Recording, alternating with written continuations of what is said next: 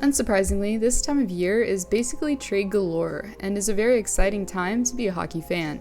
But while proposals are exchanged and contracts are moved, there's always that small percentage of trades that don't become reality, meaning that some trades that seemed like a good idea at the time, at least for one team, weren't able to be executed for various reasons. In this video, we're going to be going over a few trades that were nixed this offseason while attempting to make sense as to why they didn't happen. And with that, here are 3 trades that were nixed last minute, early into the offseason.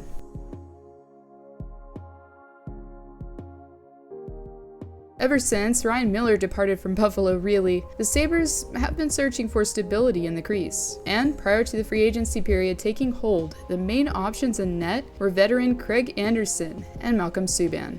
Therefore, for GM Kevin Adams, it wasn't hard to figure out that goaltending would be a priority that he would be trying to address first and foremost. The main target on Adams' radar prior to the Alex DeBrincat trade taking place was Senators goalie at the time, Matt Murray. Similarly to the culture he acclimated to when he first arrived in Ottawa, Buffalo would hypothetically be providing Murray with less stress and expectations than other markets would have, as the Sabres are currently picking up the pieces in the post-cycle era. Regardless, the trade itself would have had Ottawa retaining some of Murray's salary and would have enabled Buffalo to upgrade their initial 16th overall pick to the 7th, according to NHL insider Darren Drager. But just like several other players, I'd imagine that having modified no trade clause, Murray had Buffalo as a team on his no trade list. NHL insider Elliotte Friedman confirmed that indeed Murray didn't have a desire to play in Western New York. This, at least for Ottawa anyways, ended up being for the best because the 7th overall pick is one of the main reasons as to why they were able to acquire former Chicago star Alex DeBrincat in the first place.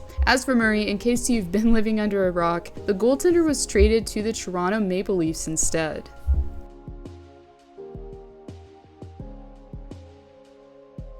It's pretty much common practice and almost expected for big trades to happen during each and every NHL entry draft. Since the league's GMs are all in close proximity throughout the festivities, it's not hard to understand why this event yields so many trades in the end. But obviously, we're not here to talk about the moves that were actually executed, but rather one of the bigger trades that wasn't instead. Bruce Garrick, who's a sports writer for Post Media, made the claim that the New Jersey Devils were trying to trade for Calgary's main guy, Matthew Tkachuk, on the draft floor. Garrick indicated that the package would have yielded the Devils' 2nd overall selection, but instead of entertaining the idea, GM Bradshaw Living and Company quickly acted and shut down the proposal. This was of course before GM Tom Fitzgerald made the motion to recruit Andre Palat from Tampa Bay. But this did reveal a couple of things to hockey fans that were left unsaid. One, that the consensus on the market is that Tkachuk is up for grabs. And secondly, Calgary could be in denial regarding the fact that Tkachuk seems to be wanting a fresh start away from Alberta.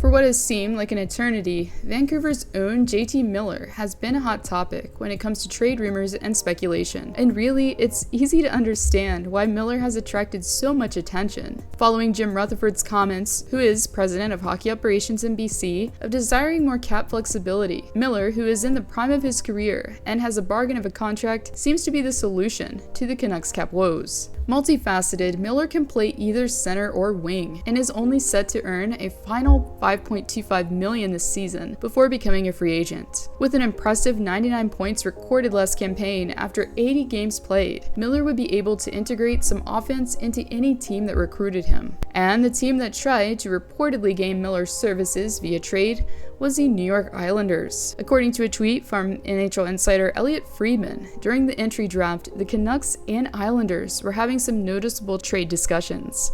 Supposedly, the talks came about directly prior to defenseman Alexander Romanov being dealt to Long Island in the 3-way trade that involved Kirby Dach. Even though we did receive a little confirmation from Friedman that something transpired, once both GMs were questioned, things seemed a little confusing. Once GM Lou Lamoriello was approached about the potential deal, the GM said, quote, talked to Vancouver, and according to Pierre Lebrun, it was GM Patrick Allvin that denied such claims, and then said he was surprised that it was even being talked about. If I didn't know any better, I'd say his attempts to stay in denial and to still seem surprised about the chatter says everything that we need to know, without even saying anything directly.